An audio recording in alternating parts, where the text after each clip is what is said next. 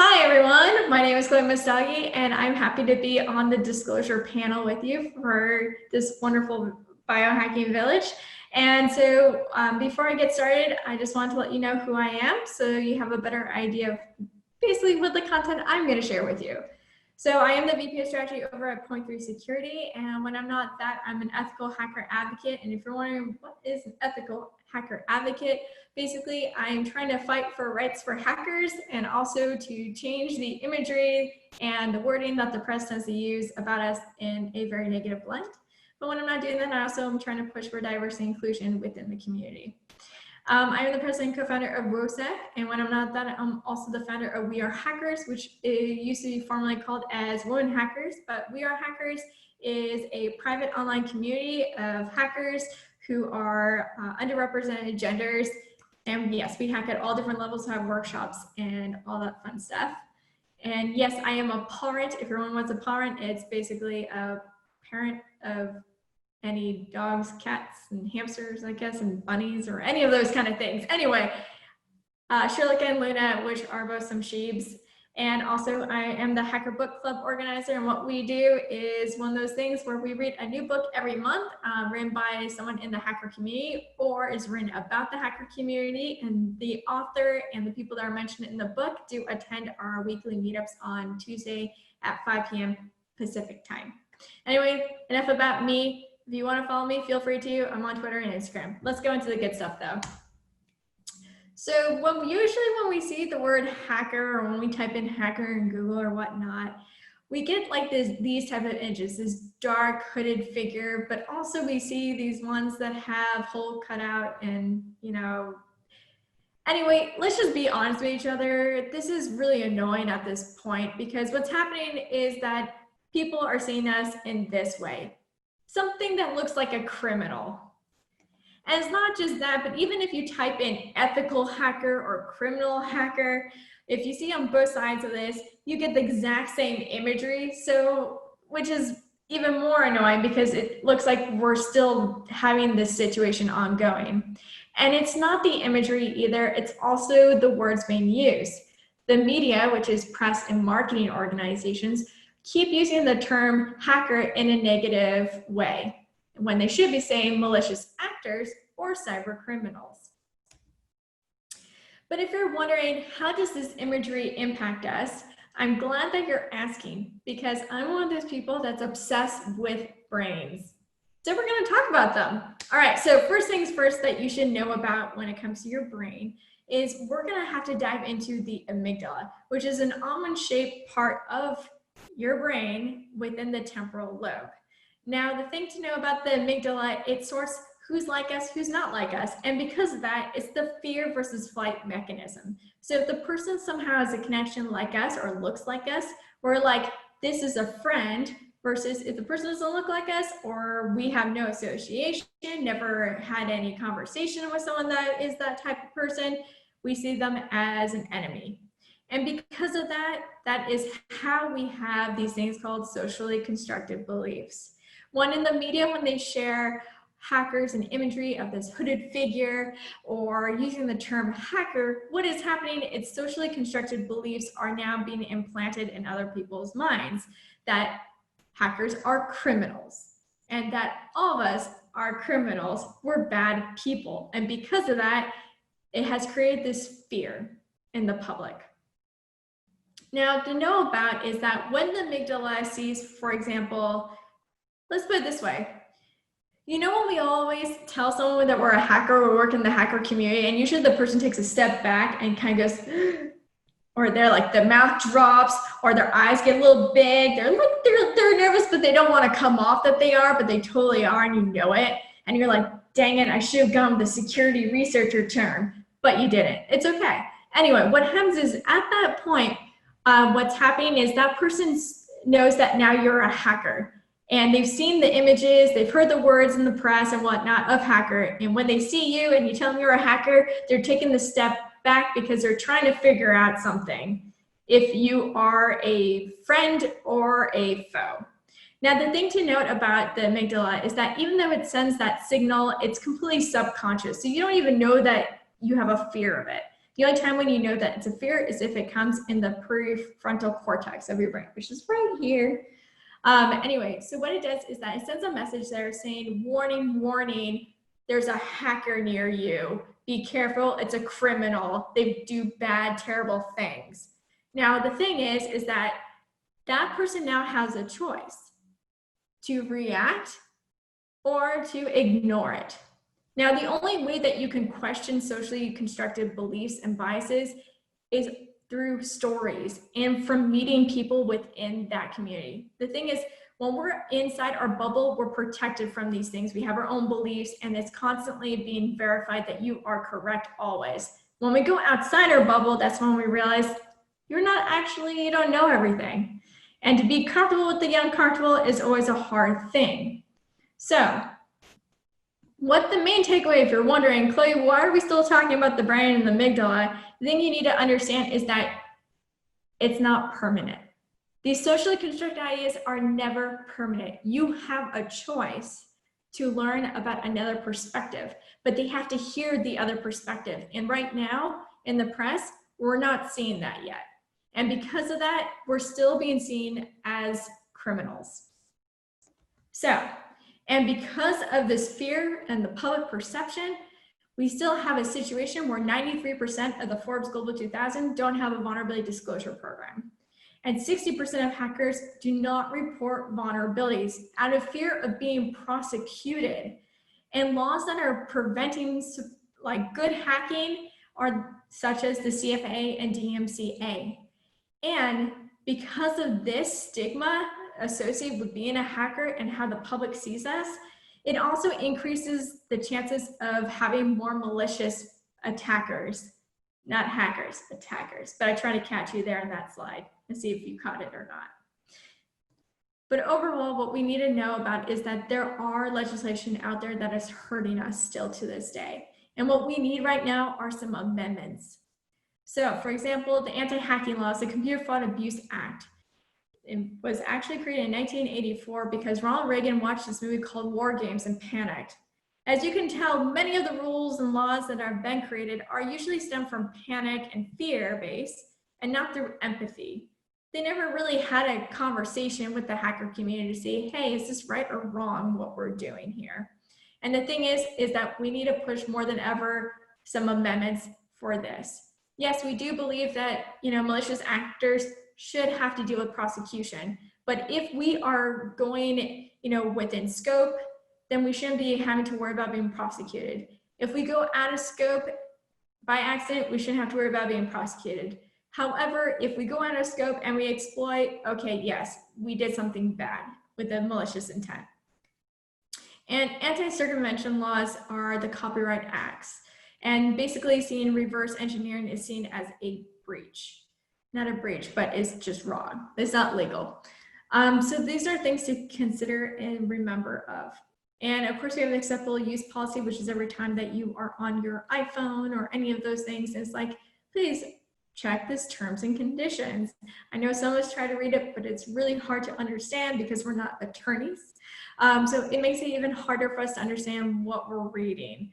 And also many of us, English is not our first language. And so that's the other issue, is that there's all these things that are set up for hackers ourselves to fall into a situation of being prosecuted, and it's scary. But if you want to start changing things, there is one step that you can do right now, which is if you go to change.org, there's this petition that was created, which basically tries to get all of us to sign it so then we can bring it and push for changes to happen. We need organizations to start trusting us and have bilateral trust that they will not prosecute us if we report a vulnerability and we don't exploit it. We're also asking for politicians to update the laws that we have. Creating amendments is one of those because it's the laws that they've created are preventing good hacking. And also for the media to let them know that please, if you're reporting about the hacker community, please keep us in a good light. But if it is someone who did something malicious, don't call them a hacker, call them a malicious actor or a cyber criminal. And that's one of those important things. But us as a community, we have to try to do our best to stay within scope and not exploit, because when one of us breaks that, it takes us 10 steps backwards. And I'm looking forward to the other panelists sharing more about what on their side and what they're seeing when it comes to disclosure. So let's start out by kind of getting a little bit more into the weeds here. My focus in this area is going to be more on hospitals and the vulnerabilities involved with hospitals. To start off with, here's a little bit about me. I don't really want to spend too much time on this particular page, other than to say I've got a lot of experience across a lot of different hospitals. That gives me a unique perspective to see some interesting patterns. And unfortunately, I'm here to scare the crap out of you a little bit about how insecure hospitals really are. And then hopefully I'll be able to motivate you guys to do something about that. Let's first talk about the most important thing here, and that's inventory. When I'm dealing with hospitals, particularly the ones that come into my environment where we start supporting them for the first time, they never have an inventory. If we're lucky, they've got a spreadsheet, similar to one that St. Ellis here has. If you get a chance, please participate in the CTF. That's actually the inventory list for the CTF that we used just recently. And it's pretty accurate. It covers pretty much the same thing that I see at hospitals. Now, there are some tools that kind of help us figure out inventories. Landsweeper is my favorite, but there's also Case, SECM, Configuration Manager, and then you can get real manual with Nmap, Masscan. Those will kind of get you about 80% of the inventory, but it's still going to be mostly accurate. And the reasons for some of that is because there are things that are getting added and removed to the environment all the time, and the spreadsheets never get updated. And there's always the fun one where there's a grant that comes along, and the vendor comes in and installs the devices in the environment and doesn't tell IT or IS, and all of a sudden IT and IS have to support these tools, and it's kind of a mess. So starting out from the very basics, inventories is one of those vulnerabilities that we kind of have to deal with and start figuring out how to get a better inventory for hospitals. The next one we're going to move into is actually discovering vulnerabilities. Now, I like to start out with an external scan to figure out all of the stuff that a hospital has put out on the internet that they use to communicate over the internet. Generally speaking, when those first hospitals come into our support area, they are very, very vulnerable, and we have to start narrowing that down. You can see the little spreadsheet to the left there. That's about a year ago, and I'm proud to say that most of those in the critical areas have at least moved off. But like I said, when a new hospital comes in, they're very, very vulnerable. Nobody knows what they've got out on the internet. It's always a fun little situation. And there are a lot of tools that can be used to do this. I use Tenable.io, and the reference page, you'll get to see a whole bunch of different other ones. But I also like to bring out Shodan.io and Census.io. Shodan is a website that you can go to, Shodan.io, and you can search for medical devices on it and see how many are actually published on the internet that you have access to. In the particular case here, I put PACS in there, and there's about 700 plus medical devices published on the internet that you have access to that you can see about. And if you click on the IP of that particular device, you'll be able to see the CVEs and all the things that are vulnerable for that device. Kind of a scary little thing. Now, as bad as the external scan of all the IPs on the internet, the internals are always much, much worse, because hospitals usually design systems where they have this nice hard firewall that is supposed to protect them from all the different types of things. And then once you get inside, it's not much security whatsoever. So it's like that nice little M&M hard candy shell, soft inside. Nice and scary stuff. So how does this kind of come about? Well, I kind of blame a lot of it on availability. And then we're talking about the CIA availability, confidentiality, integrity, and then availability. Availability is king when it comes to hospitals. If you've ever seen a physician get upset about not being able to access what they need right then and there, it's quite a terrifying experience. They usually take it out on everybody, and rightfully so, because we're talking about life and death here. So that tends to be one of the challenges that we have to deal with for Patch Tuesday that comes out, everything getting patched. How do you reboot something when it has to be up for that surgery that's going to take place at 6 o'clock in the morning the next day? And we could also talk about maybe N+1 and having server farms, but hospitals are kind of cheap. And that leads to my next one, where fast and cheap is far, far more important than good, or having it built accurate or done with quality. So the fast and cheap is always going to win. Nobody really cares how good it is or the quality of it is. They just want it set up and running, and they don't worry about anything else. Now, of course, that leads to all kinds of fun little problems, because Microsoft is a wonderful company that gets everything to work fairly well. That's kind of one of their goals. Everything's got to work, but they turn on all the services by default. And when you're pushing something out fast and cheap, you push it out with the default settings. So here we are set up with all these services that we don't need that are running, and they're now vulnerable because they haven't been patched in, at least 6 months or so. The next one is kind of a more challenging one, and probably the most important one. Both IT and IS, really, we kind of suck at talking to humans. We're great at talking about technology and working with computers and communicating along those routes. And the medical staff, they don't talk tech at all. They talk human. They're worried about emotions, and they're worried about being able to understand people's needs and wants and desires, and they don't care about the technology. That's just the thing that's there that kind of gets in their way, and hopefully will help them out just a little bit. And then the last one I want to talk about is there's really no accountability. There's also no incentive to do better or to fix all these types of things. So it kind of to Chloe's point earlier there in her talk, she mentions that there's all these different laws out there, but there's no laws about making sure that medical devices or hospital devices are secure and not going to cause us problems. And there's also no incentive. There are a few nice little things. Hopefully Casey will cover some of that stuff in his talk. So next I'm going to talk about my solution for this, and the key word is communication. Now, we as IT, information security, IS, we got to do much, much better at communication. We got to figure out how to communicate with our target audience. We got to figure out how to deliver our message to our target audience. We got to be able to read our target audience and get better at understanding when our target audience understands our message. And we may have to modify our message to get that across. Once we're able to effectively communicate, those horrible soft skills that nobody ever wants to work on because it's boring and challenging and difficult. Once those are down, then we can start talking about ensuring that integrity and confidentiality of data is maintained, and it's just as important, if not more important, than the availability of the data.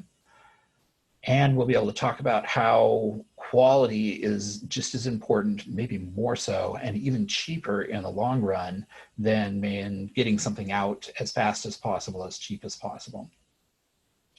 And then we can also start convincing those politicians to hold people accountable, and people meaning the CEO, boards, all those people that build corporations in order to avoid being accountable to different things. And we'll be able to start building out some incentives to help us have reasons to do things rather than reasons not to do things. Next, I want to talk about something that kind of scares me. Last year at the Biohacking Village, there was a conversation going on, and I believe Bo had said this, and it was about how physicians don't really care about security because there's no body count associated with security. There's no direct correlation of a medical device killing people. And to be honest, I think medical devices are being used to kill people. And there's really no way to tell if they have or they haven't been used to kill people, because we don't have the technology in place to detect that. There's no SOCs, there's no SIMs, there's no IPS, there's no logs, there's none of that good stuff. Not at least at hospitals. At hospitals, they have a firewall and they have antivirus type situations. And at hospitals, technology is very, very far behind everybody else. Pagers are still being used. Fax machines in multifunction printers are being used to fax between floors. Just this morning, I had a fun conversation about how a CD was being sent from one hospital to another hospital, and how it's important to verify the data on that CD, how it's important to make sure that there's no viruses on that CD, and if they're going to be communicating through CDs, they should probably encrypt the data, all of which I don't think any of that has been done. Now, kind of to bring it back around, I posted a little image here. It's from 2004 about the arrest rates and percentage of crimes cleared. And as you can see, murders are solved about 62% of the time. So even if a murder is committed, then there's a pretty good chance, a 40% chance, that whoever commits the murder is also going to be able to get away with it. And that's just the way it is with all the legal and law enforcement areas. As I mentioned, it was 2004 when this particular one came out. If you do a search and check, that hasn't changed. It's still right around 60%.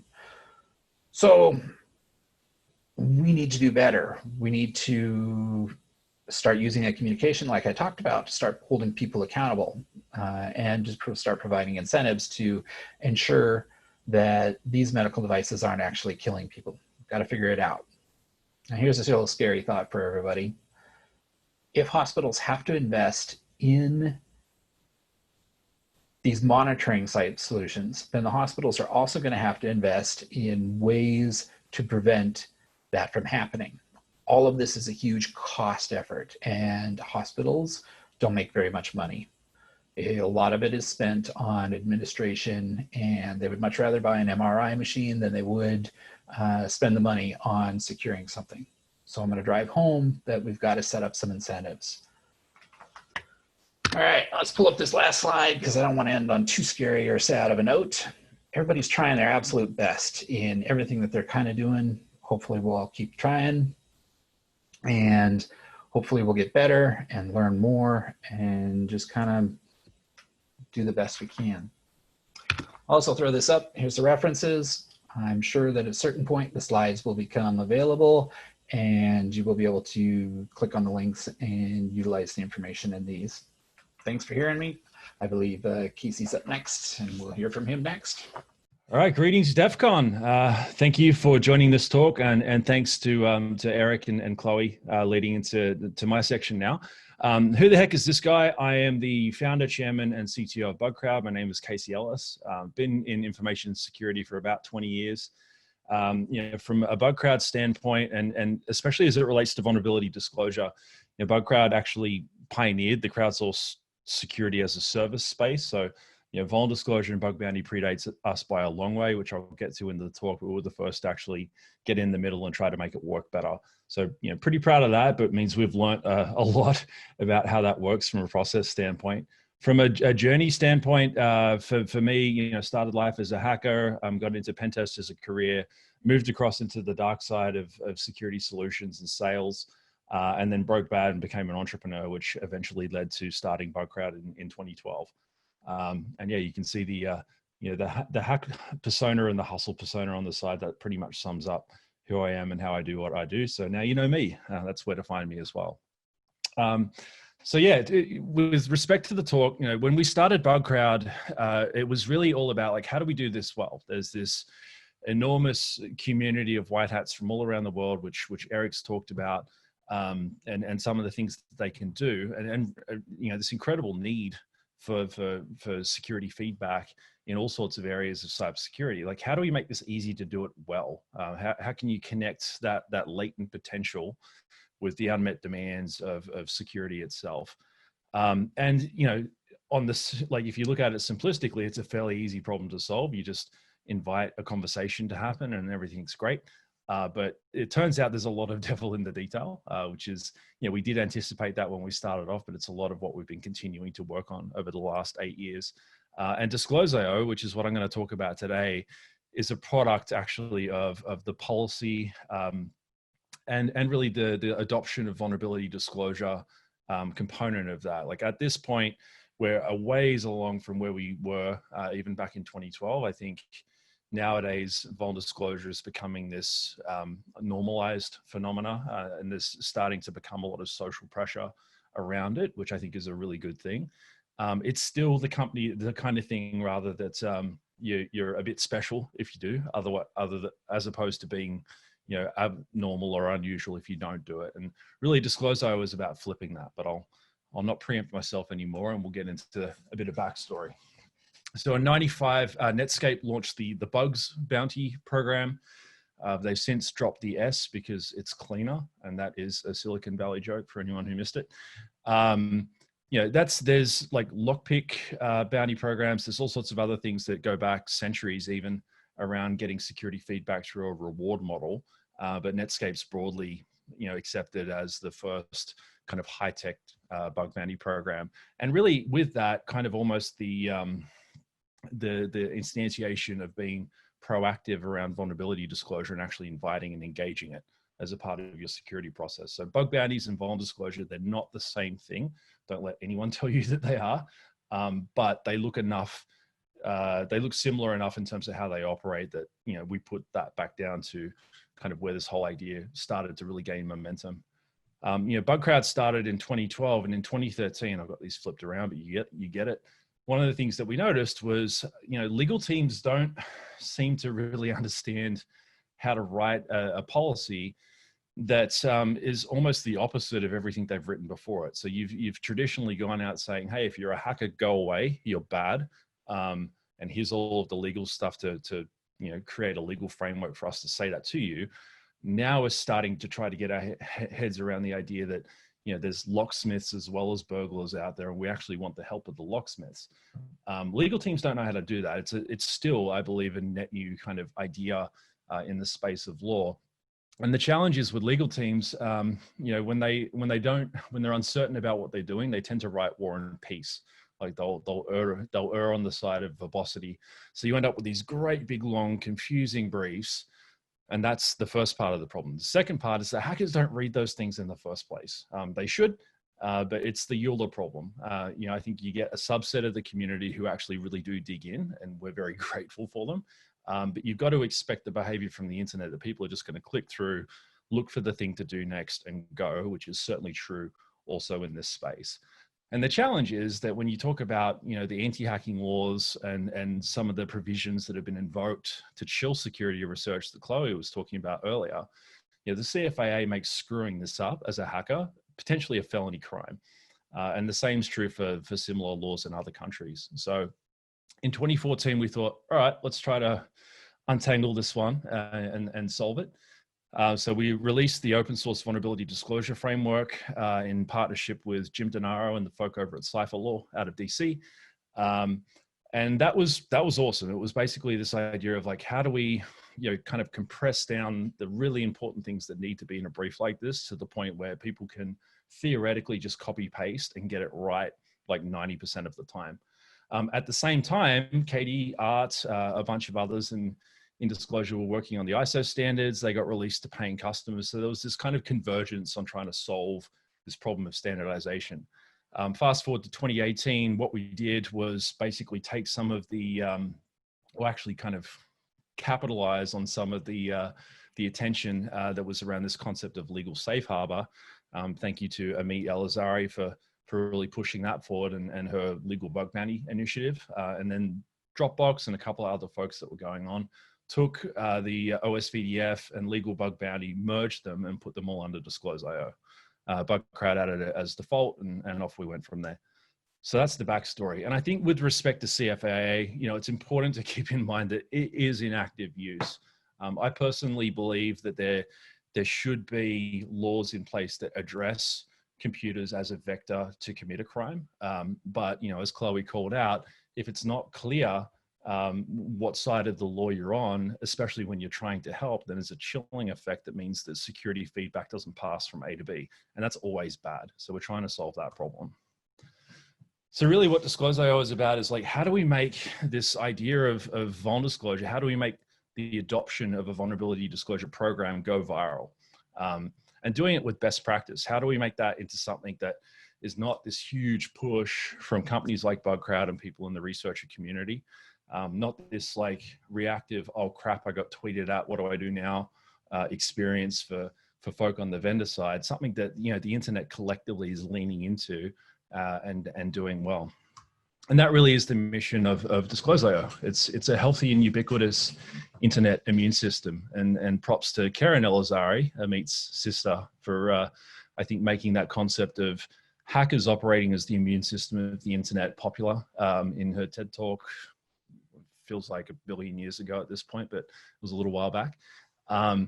You know, I think that's true. I think you know, the healthcare sector and the internet in general's rejection of security input, or its inability to identify that input as important and good, but then its rejection of that input is kind of like an autoimmune deficiency in a lot of ways. And you know, this is what we're trying to solve. Like, how do we get it to the point where hackers are functioning as the T cells of the internet, and the internet as an organism, as a body, is able to cooperate with that and actually have, you know, everything grow up and be big and strong as a byproduct.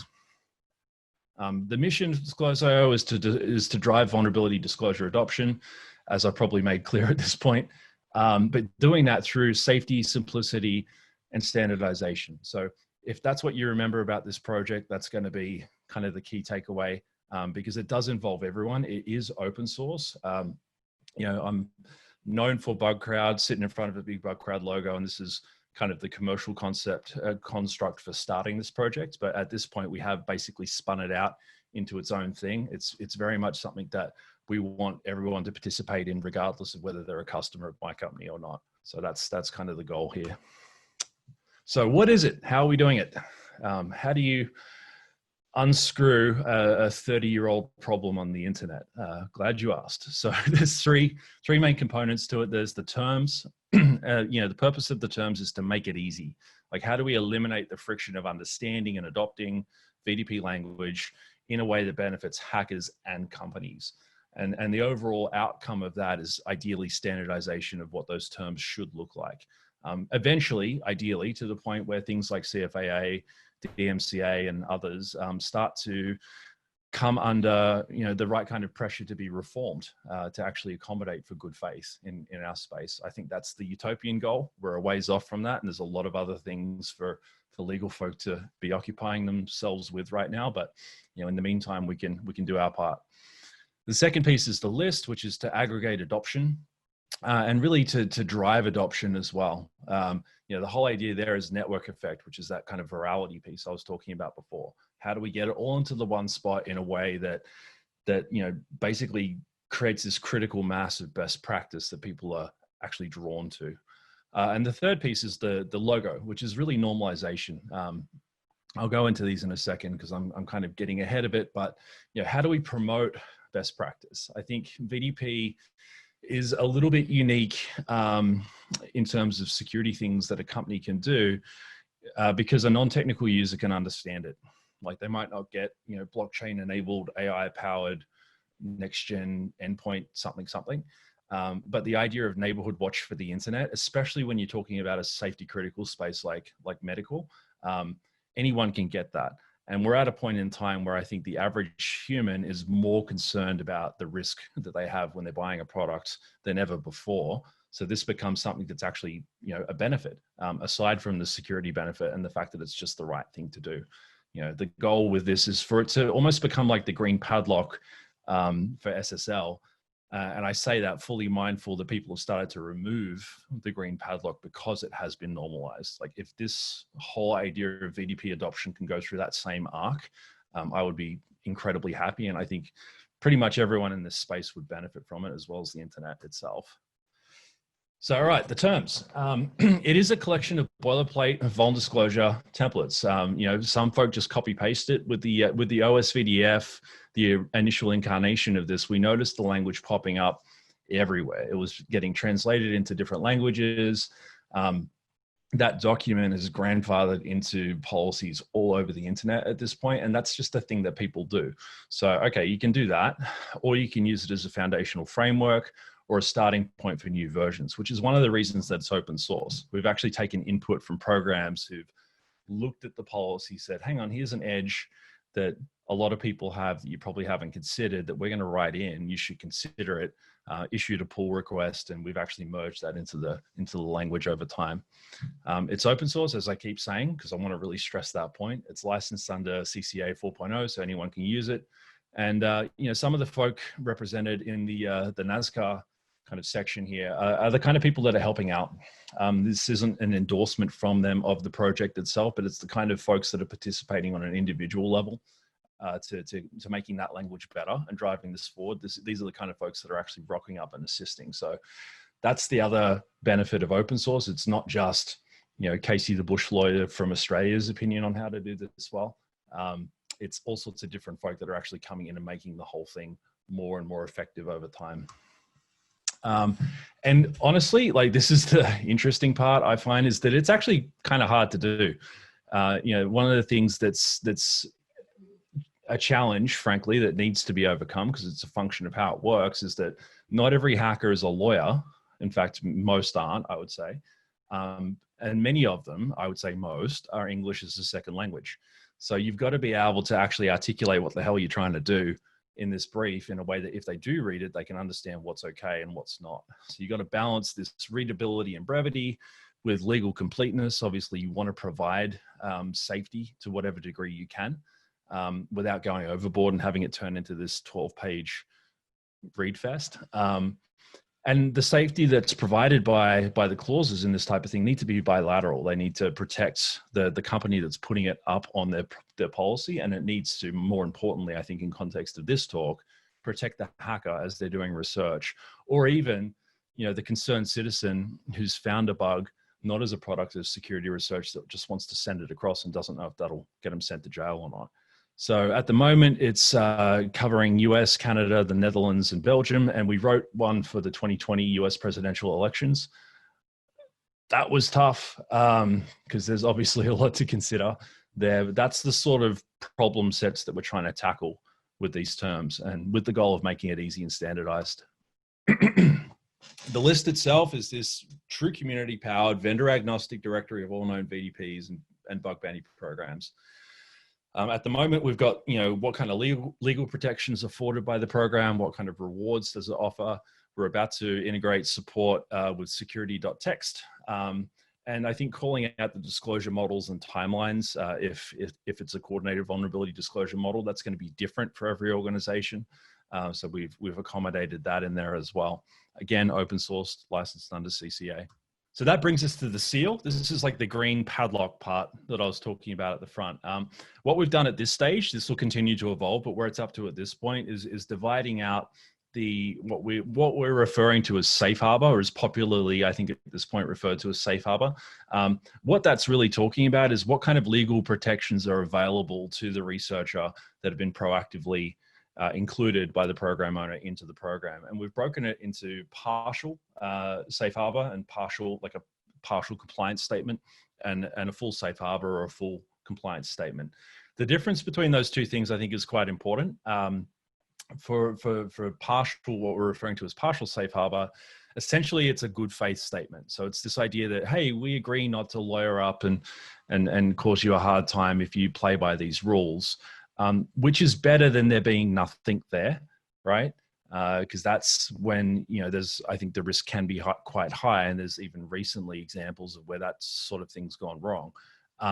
That statement in of itself is a good start. The problem is that you're still potentially technically committing a crime as you conduct security research.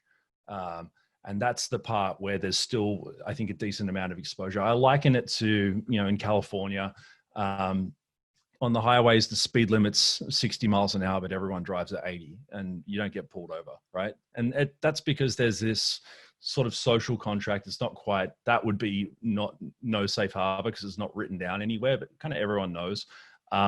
It's sort of the same thing. You could get pulled over for that, but you just don't. Full safe harbor would be the analog to actually increasing the speed limit to what people drive at, and putting it on the speed sign. So at that point, there's no recourse for you to be, you know, issued a speeding ticket in that context. I'm doubling down on this driving metaphor, but I think it's a neat way to explain it. And to basically get full compliance in context of disclose IO, there needs to be provision against anti-hacking laws. So authorization is typically the hinge term. It certainly is with CFAA, and the same is broadly true around the world. Exemption against anti-circumvention laws like DMCA, which is very relevant to medical device research. Exemption against acceptable use or TOS violation, because you're breaking the thing, and that shouldn't mean that you're breaking the law if you're doing security research. And a general acknowledgement of good faith as well. And this is the part where, you know, we'll get to how this all works, because ideally, and we've started to see this happen, but this is where everyone can help. An organization initiates a vulnerable disclosure program, it gets added to the list, people see that and look at it, then say, oh, well, where are you at with these safe harbor clauses? Where are you at with, you know, the legal protections that you're giving researchers to actually try to help you out here? The organization's like, oh, I didn't even really think of that, because oftentimes that's true. They go back, look through the boilerplate stuff, you know, work out what they're going to include or how they're going to adapt their policies. It gets updated in the list, and at that point, they're issued with the logo. Should an organization actually take that logo and use it to promote the fact that they've got a VDP or promote the fact that this is part of their cybersecurity process? At that point, hackers see it and they start to help out, which is good. Customers see it and they trust them more, which is good. The part I like best is that their peers, from a vertical standpoint, see it and ask themselves, why aren't I doing that? I should probably do that too. Like if you know, we're in a vertical with 5 players in it, 4 are doing it and 1's left out, that one looks like a schmuck, and no one wants to be that company. So it's basically increasing lateral social pressure to adopt vulnerability disclosure and actually do this well.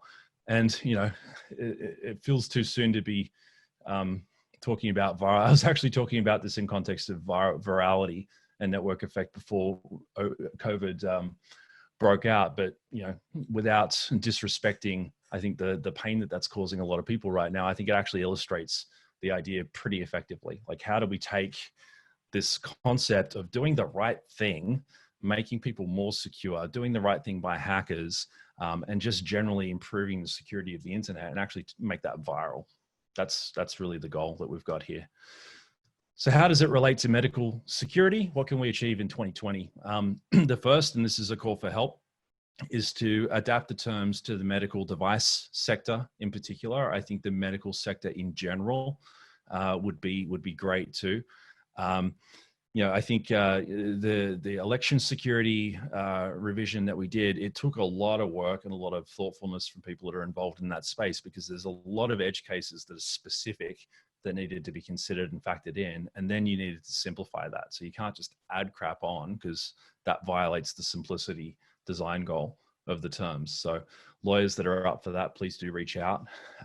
As people adopt vulnerability disclosure in medical security, we want to see at least 30% of them with this full authorization statement, ideally higher. Like, I'd love to see it get to 100% at some point in the future, but 30% seems like a great place to start. Across the 1,000 odd programs that we're tracking at the moment, compliance is at about 13%. I think last time I checked. So, you know, there's a gap there, but it's a bridgeable gap. So I think that's a good goal. And I think specific to COVID, you know, this is something that we've been pushing on commercially as Bugcrowd, but also just in general at a policy level. You know, how can we use this to basically unscrew the problem of COVID contact tracing, both from a security and privacy standpoint, but then also from an adoption standpoint?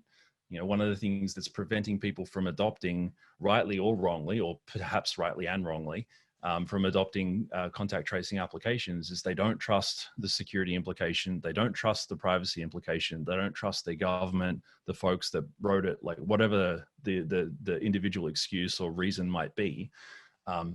It's sort of similar to, you know, the conversation before around, like, this is neighborhood watch for the internet. If there's transparency, if there's like this known kind of group of people that are constantly working to help improve this stuff for their own safety as hackers and as members of this community, all of a sudden, you know, we solve all of those problems with really the one shot, you know, obviously providing the issues are getting fixed, which we're not addressing in this. We are just talking about vulnerability intake and policy. That whole vulnerability management piece is is very much a separate but adjacent subject. I don't want to confuse the two there, but you can sort of see the model here. If all of a sudden a government or an agency is turning around saying, cool, this is our solution, these are the concerns that we know you have, this is how we're addressing them. And by the way, the transparency should make you more confident.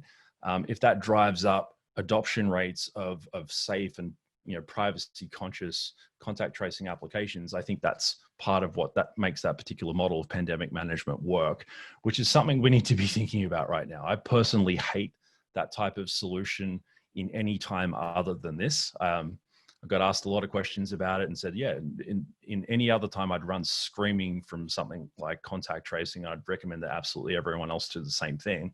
But like, we haven't really dealt with the kind of things that we're dealing with before with technology available as a potential solution. So I think this is a really practical application of it. So help wanted. Lawyers, help us translate the terms. If you want to translate it into a language that you speak in and a jurisdiction where you can be considerate of the particular anti-hacking and anti-circumvention laws that apply, that would be fantastic. We'd appreciate that. We want to see as much of that happen as possible.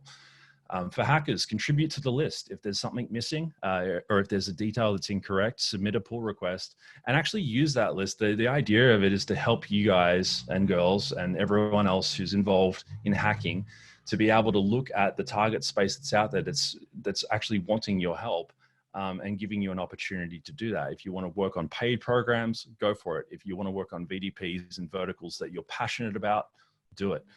The goal of the list is to get all of that information in the one spot and make it easy and shareable to everyone.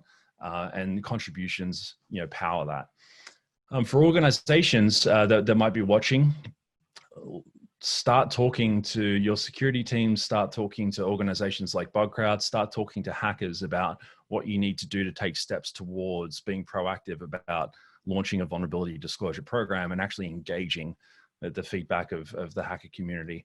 I think a thing to call out here is you're probably going to get it anyway. And I think that's sort of where this is all going. This idea of the internet being a feedback loop is very quickly becoming normalized.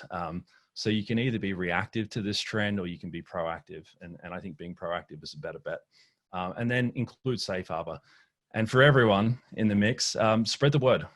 Again, this is the reason that we open sourced it. This is the reason that we created this particular brand and this particular logo around the idea. We didn't want this to be purely tied to a commercial initiative. We think this is something that should happen anyway. And I'm speaking as Bugcrowd right now. This is the kind of thing where I think the more input we get, the more it gets spread around, the more people get involved and the more people adopt it, the better off we all become. And I think that's something that we can all be a part of. So that is my spiel on disclosure. I really appreciate everyone for attending this talk. Thank you to Chloe and to Eirick for their sections in the talk and tying it all together. I think this whole ecosystem of the relationship between the hacker community and hacker feedback loops and the current and future state of security overall and safety as a byproduct of that in the medical sector. Hopefully we've given you all something to think about today. And now we're going to do some Q&A.